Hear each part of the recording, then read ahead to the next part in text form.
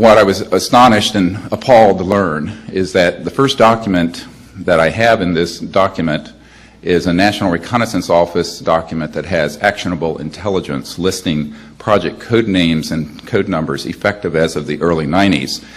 This admiral, Tom Wilson, looked through this document, identified one of the compartments, contacted them, and was told, and I'm quoting, "Sir, you do not have a need to know." Now, this is the head of intelligence for the Joint Chiefs of Staff, and he said to the person, it was a contractor, I cannot disclose which one, he said that basically, "Sir, we will not discuss this with you further," and basically hung up on the admiral. This I will testify under oath before any.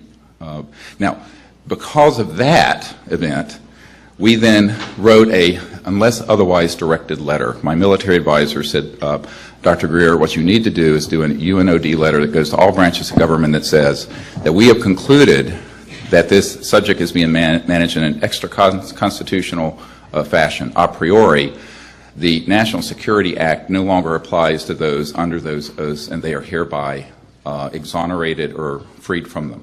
We wrote such a letter to the heads of all agencies. It was never contested, and the way unless otherwise directed letter works is that unless you hear back from the agency, you are allowed to proceed with your assessment. And our assessment was that we were going to go forward with these men and women and documents. In fact, there was a senior CIA official who I've been asked not to name, who's still in the science directorate of the CIA, who said, "Please do this for our nation." At that point, we began to gather together more of these so-called witnesses. They've been called now. I call them patriots who want to have the truth out. And we then did the 2001 Disclosure Project in this ballroom, and we're about at our 12-year anniversary of that. And I organized that for the purpose of getting the public informed and also Congress. There were tens of thousands of petitions sent to members of Congress and faxes asking for hearings. Unfortunately, a few months later, 9/11 happened. The day before 9/11, I will make no further comments on that, except to say on September 11th. September 10th, you will see tonight in our film Sirius, if you come to see it at 8 o'clock, that there was a memo from a comment, I should say, in a speech by then Secretary of Defense Rumsfeld, who stated that there is $2.3 trillion unaccounted for in the Department of Defense budget. Let me repeat that number, $2.3 trillion. So by 1993, our group concluded that not only was it possible for humans to make peaceful diplomatic contact with these visitors, but that it was very important that the world know this. So we started a project that's known as the Disclosure Project, which people can see at disclosureproject.org. Where we began to identify military and corporate and CIA intelligence officers who had personal knowledge of the classified operations dealing with this subject, and to get them to come forward with our information to disclose this publicly. And that Disclosure Project really began in 1993. And around that time, of course, I was asked to brief President Clinton's team and his first CIA director, R. James Woolsey. So between 1993 and the year 2000, we spent a great deal of time not only putting together the evidence and the proof, which is available at disclosureproject.org, but meeting with members of the Senate Intelligence Committee in the United States, meeting with former ministers of defense in Great Britain, people who were in the White House staff, and of course very high officials at the Pentagon, including the head of intelligence for the Joint Chiefs of Staff and the director of the Defense Intelligence Agency, to name a few. And also at this time, the UN Secretary General Boutros Ghali, his family were very interested in this, and his wife Leah Ghali became very interested, and we met with her and gave briefing materials for them. So it was a public education effort, because what we felt was necessary was that the secrecy should be ended and this information disclosed so that humanity, not just one country in America, but all of humanity could make peaceful contact with these civilizations visiting us, but also would lay the foundation for these new technologies, the energy and propulsion systems that are behind these UFOs that are so mysterious. How are they flying? Well, this is understood, but they are in classified projects. So that was another objective, was to get the technologies out to the public so we could have a civilization that would get freed from the use of oil and the destruction of the environment. This is a very good question. How do you get all these sort of people to come forward on a subject that is the object of so much social opprobrium, ridicule, and threats? I mean, people's lives have been taken to keep this secret. I remind people that the 1951 Canadian top secret memo written by Wilbur Smith stated very directly that not only were these flying saucers, as they were called back then, real, but that it was the most classified secret in the United States, exceeding the secrecy of the development of the hydrogen bomb in the 1950s. So it's very, very, very secret. And the way that we approached this was to first articulate a vision. What good would come from disclosing this? Okay? Well, first of all, it would put the legal constitutional governments of the world back in control, because they're not in control now. President Clinton had no control over this matter. People close to President Kennedy and President Carter have told me they had no control over the management of this issue. It was taken out of their hands and has been illegally, by rogue elements within the corporate, aerospace, military intelligence community, been run under the radar screen, secretly. So that would be a very important outcome, because it would put the rule of law and civilization back in control of a very important issue. But also, I think that the way we got people to come forward was that we didn't say, come forward just with one person. We waited until we had hundreds. And when we first came forward in 2001 at the National Press Club in Washington, D.C., and this was broadcast all over the world, we had at that time over 110 of these military and intelligence officers who had been filmed, and there were about 22 of them at the press conference. But we put out transcripts of testimony of dozens and dozens of these men, and they came out together. And so in a large number, there's security and there's credibility. Because if only one person who's a radar operator for the Strategic Air Command says he saw something, well, you can say, oh, he saw nothing, he was imagining, he's lying. If you have 12 credentialed people with top secret clearances who said that they have tracked these on radar and have seen how it's been kept secret, then that becomes dispositive. That becomes the proof. So we wanted to have that critical mass, and it also gave these men and a few women the sense that it would be done seriously and that they would have the support of their colleagues. And so before we ever came public, we got them all together as a group, you see, and many of them. And so this encouraged them to come forward, and that's what we continue to do.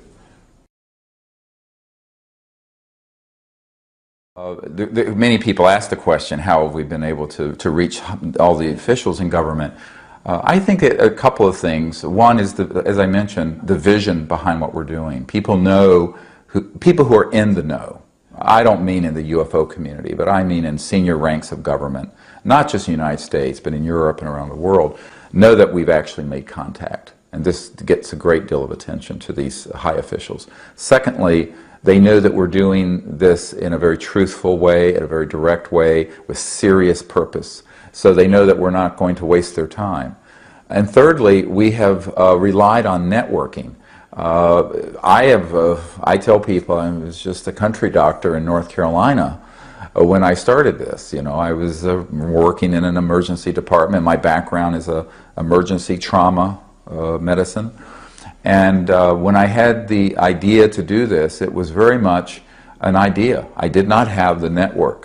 But over a period of years, we made this network, and people who did know senior officials at the Pentagon and senior people in the government and in the Congress came to me. I didn't find them. They found me and said, look, I think this is very important. I can set up a meeting with Senator Bryan, who at the time was on the Senate Intelligence Committee, or the head of the Defense Intelligence Agency. So it all unfolded very organically, like a flower.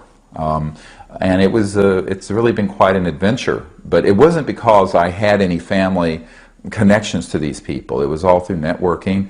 And I think the power of the message is that it's really time for the secrecy to end, and for us to make peaceful contact with these visitors, and for the technologies that are behind these objects to be the new energy source to run the planet, so that there's sustainability, the end of poverty, the end of pollution, and the end of the environmental crisis. This is a very big issue. Of course, on the other side is people who do not want that to happen, and they are very powerful. And I have met with them as well, many of them. And some of them support what we are doing and some don't. And I think in the early days, I'm talking the 1930s, 1940s, they didn't really know what they were dealing with. They also did not understand the technologies. And I think that they also didn't know why these visitors were here. For example, the big increase in all the sightings around the world happened at the time when we began to detonate nuclear weapons. This is not an accident. And I've been told by senior intelligence officials that essentially a big red flag went up over our planet saying we were in trouble. But not only are we in trouble, but we could be a threat to others, because you combine going into space, the early stages of space travel, and the use of hydrogen bombs and nuclear weapons, and a civilization on Earth that was still very violent, as you look around the Earth even today, of course. So this is something that any enlightened or even self-interested civilization observing the Earth, which I think we've been under observation for thousands of years, would be greatly concerned. But our military and government were completely shocked by this and didn't know what to do with it. I think that's the early, but later, I understand, of course, President Eisenhower wanted to make an announcement about this after he had a meeting near Edwards Air Force Base in 1954. But he was prevented from doing so by what he later called the military-industrial complex, because the interests for secrecy really fall into three broad areas. One is the inertia of the secrecy. Once you start something secret and you have made so many lies and frankly killed so many people and threatened so many people, and you've lied to Congress and you've lied to presidents, how do you bring this out? They painted themselves into a black box, black corner. The other, so that's the inertia. The other is that there were Orthodox religious interests that did not know what to make of this. And I've had discussions with senior levels at the Vatican to discuss this. And today, most mainstream religious groups would say, well, there's one supreme being in the universe, and there are many children of God, and we're all children of God. This is what Monsignor Balducci said when we interviewed him at the Vatican. But the Orthodox and fundamentalists would view this in a very disturbing way, because it would upset their worldview. And I think then the biggest became the technological and scientific end of this. Once we retrieved, back in the 30s and 40s and 50s, several of these extraterrestrial vehicles and began to study them, we combined that knowledge with knowledge we already had. Because remember, we had some people like T. Townsend Brown and the B-Field-Brown effect who were studying anti-gravity, quite independent of this issue, back in the 20s, 30s, and 40s. But when their information got combined with studying these spacecraft, they figured out, this is how they're working. And they realized it's the end of oil. It's the end of the need for coal. It's the end of the combustion engine, the internal combustion engine. It's the end of transmission lines for electricity, because the energy that these spaceships are using, what people call UFOs, we don't call them, no one in the business calls them UFOs. They are not unidentified and they don't fly. We'll get to this. But these objects are extracting energy from the fabric of space, okay, around, not outer space, but the fabric of space.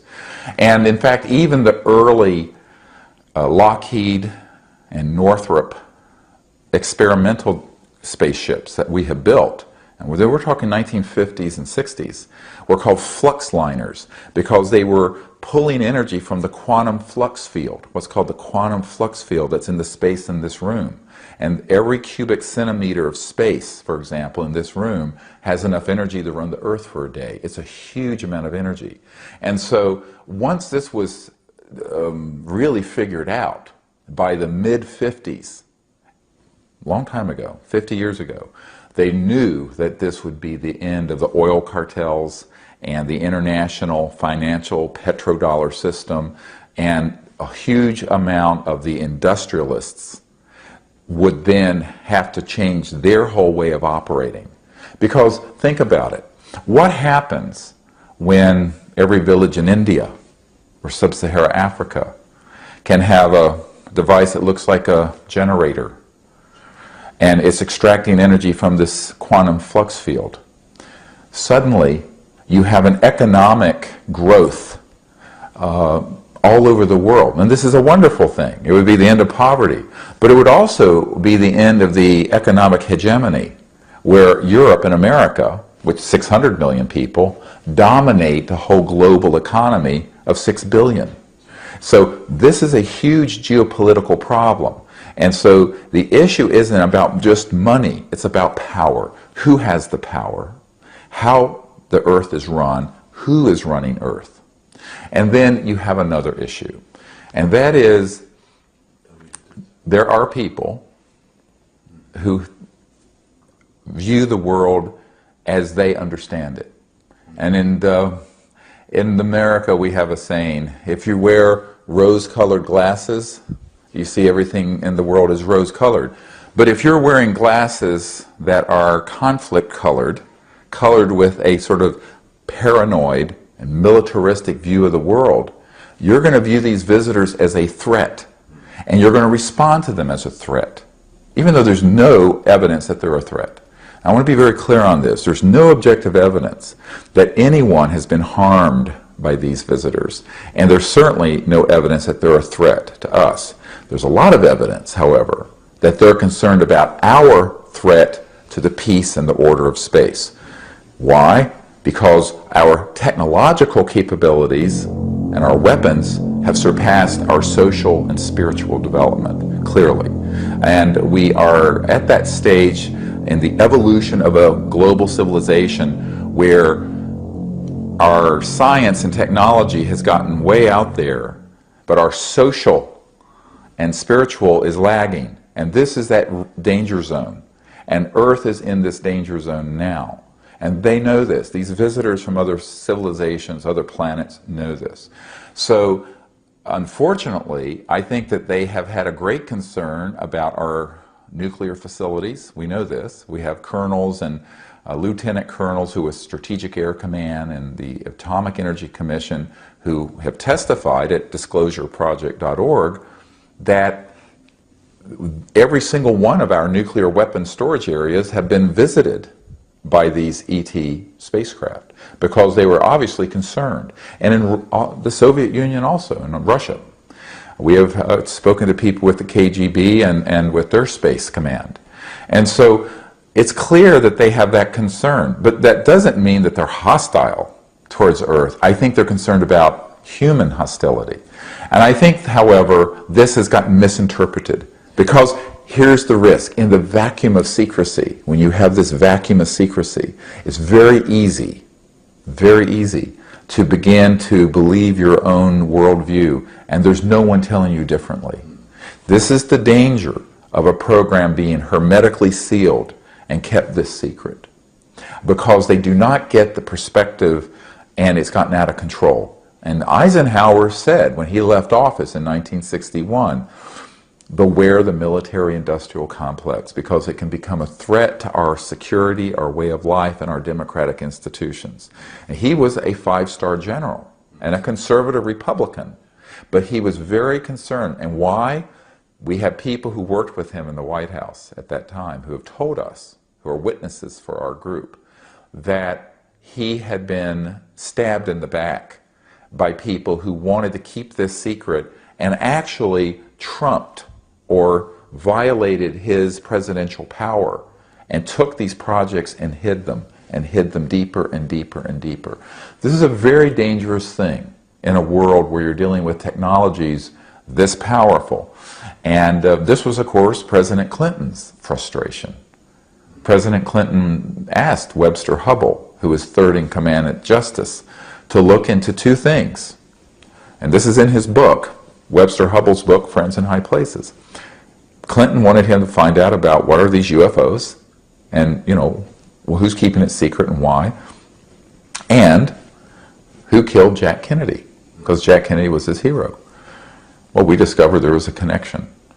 But, and his CIA director, R. James Woolsey, was equally worried, because when I met personally with Woolsey here in the Washington area in December of 1993, he was very gravely shaken by the fact that there was a secret cabal or a whole level of government and corporate activity dealing with this issue that was lying to him as the CIA director and as also to the president.